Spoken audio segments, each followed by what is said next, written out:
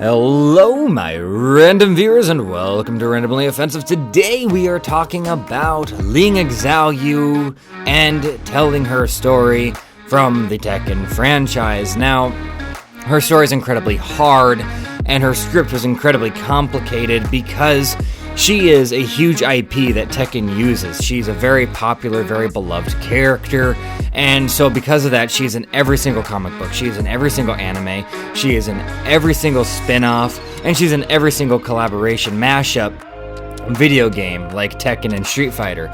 So she's in more video games than just Tekken, and she is in every story that Tekken has. The problem is the majority of those stories are non-canon. The majority of the stories that she's involved in the comic books are non-canon, with not just the Tekken storyline, but also with her character's story arc. And the stories that she has in the video games themselves are non-canon with the franchise and non-canon with her own story arc. And she just has so much, but very little of it. When you remove everything that's not canon, she has barely any story, but she has so many stories, and so trying to connect some of the best stories in a fluid manner and try to turn some of the stories from the comic books into a canon story and make it fit the continuity of the franchise is kind of what I wanted to do. I didn't want to do a whole lot of creative liberty with Ling Xiaoyu. I wanted a lot of her stories, but I had to tweak them a lot in order to make them actually fit in her story. There's also a lot of characters that she is a part of, and a lot of character story arcs that she is involved in that I just could not include. But there's so many characters that I just had to shove a few in there because they were good mashups between Xiaoyu and that said character. Now, when it comes to the stories from the video games, I will be covering Tekken 3 and maybe Tekken 7, but after that, I will not be covering a whole lot that actually happens in the end arcade storylines of the video games because they're just so dumb.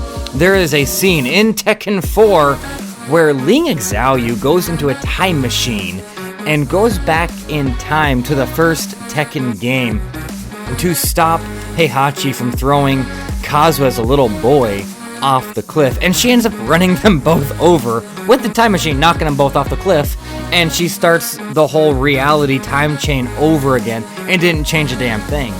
And it was supposed to teach a valuable lesson, but I just thought it was goofy, and time travel does not fit anywhere in the continuity of Tekken. I've tried, and there is just no way I could include that story and set in it without talking about it the way I am now. So with that being said, we are going to hop into the story of Ling Xiaoyu. Xiaoyu is born into an incredibly loving, incredibly wealthy family, and they pay for her to go to great schools. They also pay for her to travel the world and go from amusement park to amusement park and eating foods around the world because Xiaoyu loves having fun, and she loves going to all these amusement parks, and her great ambition is to one day own an amusement park for herself so that she can play in it every day for work. And so there is one day, her parents decided to pay Wong, a great Chinese martial arts master that is over the age of 100, to teach Xiaoyu the ancient ways of Chinese martial arts so that she can better understand her heritage. And instead of it being a temporary thing, Xiaoyu finds a lot of joy in the training, and she enjoys her new master, Wang. And so she becomes a full-time martial artist, training underneath Wang for the rest of her childhood and teen years, while still finding time to go from amusement park to amusement park, and her ambitions are still to own an amusement park for herself. Now, she has great ambitions, and she has the potential to be the world's greatest martial artist. Wang sees it, her parents see it, and the rest of the village sees that she has the potential to be great. However, she is too busy goofing off and just having fun, not taking life seriously one bit. And there's one day in the training where she finds a little panda in the forest and befriends the panda and makes it her pet and names him Panda. And so Wong decides to use the panda as a training partner, as a sparring partner for Xiaoyu, and it does work a little bit as the panda and Xiaoyu spar and build their bond and have fun with each other. The training is going well, however, Wong is frustrated that neither of them take the training seriously and are too busy goofing off and having fun, and they consistently disappear in the forest to go play. And there is one day Xiaoyu is playing with the panda, and she sees a young little boy roaming the forest, and so she sees the boy and instantly gets a crush, for she finds this little boy incredibly attractive and decides in that moment that he will be her husband. Xiaoyu runs to the little boy and confronts the little boy with her panda and asks him what he is doing, and he says that he is getting away from his grandfather's training for a little bit and wandering the forest to get his mind off of things. And so she looks at him and goes, "Well, what's your name?" And he responds, "My name is Jin Kazuma." And so she convinced Jin to come back and visit often, and so throughout the years, Jin, Xiaoyu, and Panda consistently play in the forest, playing tag and climbing trees and having a fun time. In one of their conversations, Jin says that his grandfather is no other than Heihachi Mishima, the most powerful man in the world and the head of the Mishima organization. And when she tells her parents that Jin Kazuma is the grandson to Heihachi Mishima, they tell her to continue pursuing the friendship because it could be very, very beneficial for her in the future, and that Heihachi has the ability to do amazing things. And so, with her parents' blessings, but not Wong's, she continues the friendship with Jin, consistently getting in each other's way of their own training, and they begin to age. The panda becomes a full-grown panda very quickly, and Xiaoyu is now getting ready to turn to the age of 16, with Jin Kazuma turning to the age of 19. And Xiaoyu decides that she is going to go and ask Heihachi if she can have him fund a new amusement park for her to own her own amusement park. And Jin tells her that's not a good idea and to never confront Heihachi Mishima and that he's an incredibly dangerous man. Xiaoyu doesn't believe this though, and knows that Heihachi must be good somewhere in his heart and that no one is a bad person. And so there is a day where Xiaoyu gets fed up not being able to contact Heihachi Mishima and sees a ship with the Mishima Zaibatsu sign logo on the side, and she sneaks onto the boat in hopes to meet Heihachi, and she hides in the boat. However, she is discovered by the crew, and the crew try to throw her off the ship.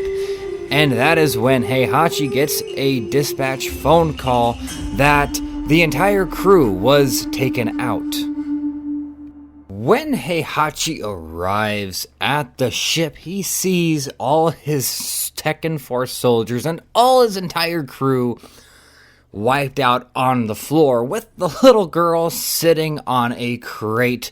And so he walks to her and asks, "What are you doing and why have you done this to my ship?" he says. And Xiaoyu looks at him very, very happily. I just wanted to see you and ask you for a favor, and they tried to throw me in the water, she says, very angrily but also smiling. And so Heihachi looks at her. What kind of favor are you asking from me? He's like, well, I'm friends with your grandson Jin Kazuma, and I was wondering if you could fund me the money so that I could have my own amusement park. Heihachi laughs hysterically at this, for he has never been asked such a goofy, foolish request. But he is also incredibly impressed that this little girl is able to take out his entire ship. And so, when he is done gut-rolling, laughing, he looks at her, very appreciative of the laugh that she had given him, and tells her, well, let's make a deal. You join the 3rd Iron Fist tournament, and I will fund your amusement park if you win. And Xiaoyu smiles at it and shakes his hand. I'll beat everybody and become the champion, and then you'll give me my amusement park. He nods at this, they agree, and he gives her a ride back to her home. Of course, she is then scolded by her parents and then heavily disciplined by Wong. However, the discipline works out great for her training, as her and the panda consistently spar and train under the supervision of Wong so that they can go to the 3rd King of the Iron Fist tournament and win the tournament so that she can have her own amusement park. Meanwhile, Heihachi Mishima is looking at the roster that he's already made and trying to make room for the new contender. However, he is trying very hard to be careful who he pins Xiaoyu against, because he does not want Xiaoyu to get hurt. However, if she makes it too far in the roster, she may be going up against someone that might kill her. And Heihachi is fond of Xiaoyu. He thinks that her happiness and her naivety is very refreshing, and so he looks at the roster very, very carefully. Let's see here. I don't think she should go against Anna. I don't think she should go against Nina. Maybe Paul.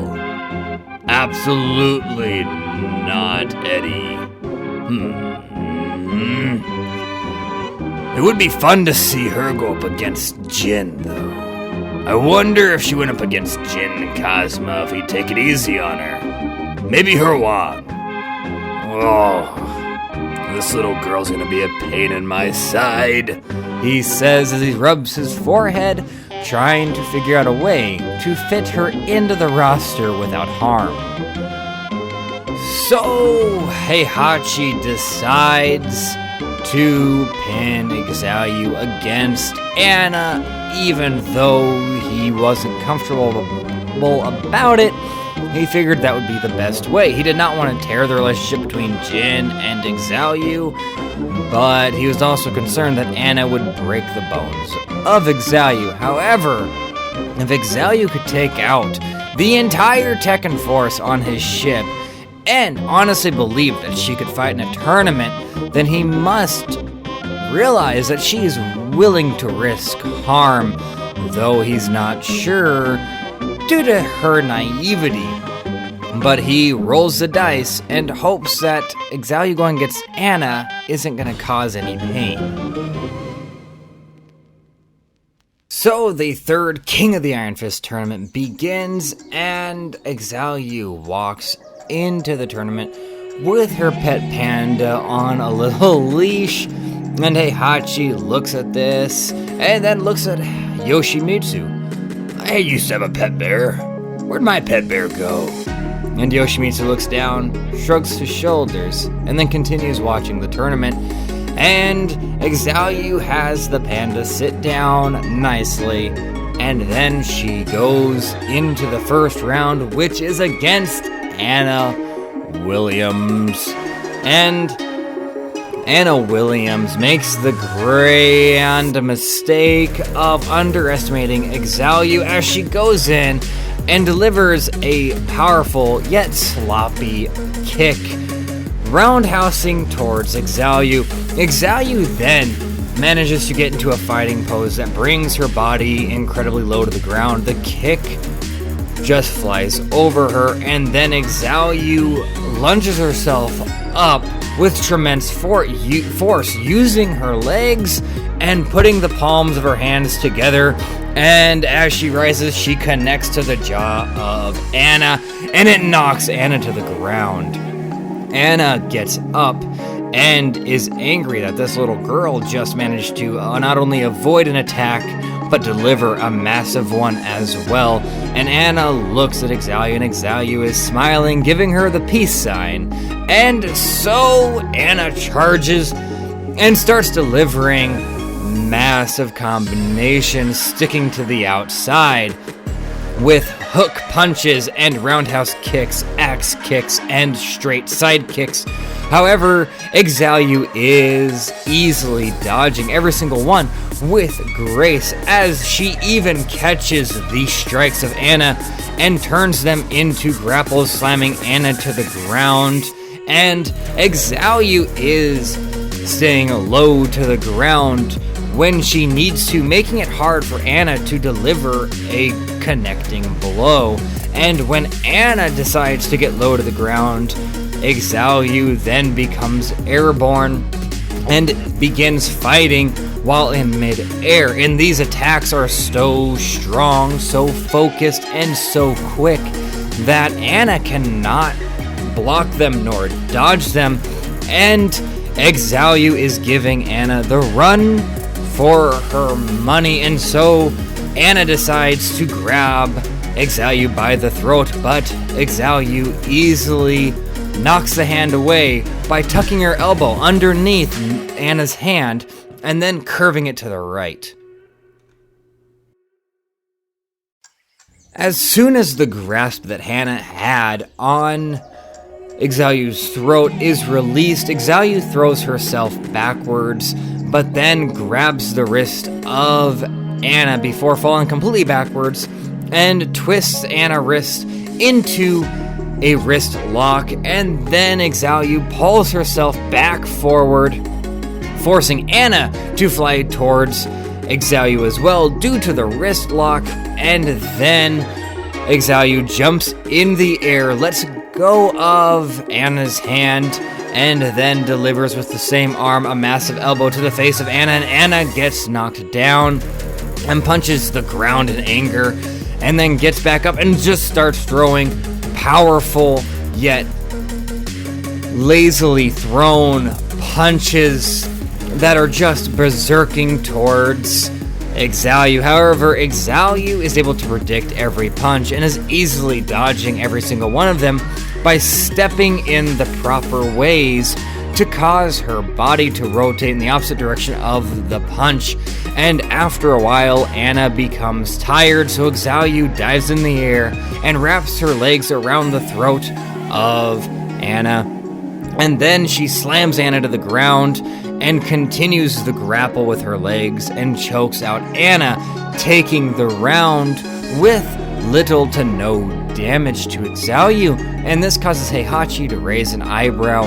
He's incredibly impressed with the power of Xiaoyu and sees the potential in the little girl and hopes that he can get her to be a part of the Mishima Zaibatsu, and prays that Jin Kazuma does not have the devil genes, because he knows that he would love nothing more than to be a grandfather to Jin and a grandfather-in-law to Xiaoyu, and maybe see a normal family within the Mishima family for a change. And so with that, Heihachi gives Xiaoyu his blessing, and she moves on to the second round, which is against Lai Wulong. And right before the bell rings, right before the round actually starts, Xiaoyu gets sidetracked and sees Paul Phoenix drinking out of a bottle that she has never seen before, and it leaves the ring before the round starts, leaving the audience and Lai Wulong flabbergasted, including Heihachi Mishima. And she runs to Paul. "What are you drinking?" And he looks at her. "Whiskey," he says. And she's like, "Can I try it? I don't think I've ever had whiskey." Sure, says Paul Phoenix, and gives her the bottle of whiskey. She does not sip it. She does not even smell it. She just takes a full-on gulp of the whiskey and then immediately hands it back to Paul while spitting as much of it out as she can. "God, this is horrible," she says. She looks at him. "You drink that?" And Paul looks at the bottle. Yeah, I drink it. It tastes great," he says. And now Xiaoyu's eyes are bulging out as she grabs her chest. "It burns! My chest is burning! I'm dying! You killed me!" she says as she falls to the ground, and Paul just stares at her. "I think you're overreacting, and lie is waiting for you," he says. And so she rises as if nothing happened and runs right back into the arena, apologizes to him with a bow, and the round now is about to begin between Xiaoyu and Lai Wulong. And that is where I will be leaving off this story and this video. That is all I have to say for today. If you enjoyed, do consider hitting the like and subscribe button. And if you've missed the previous Tekken stories or some of my other stories, then I have a playlist at the end of this video. Absolutely check it out if you want. And do not get hit by a meteor. Thanks for watching. Take care of yourselves, and bye.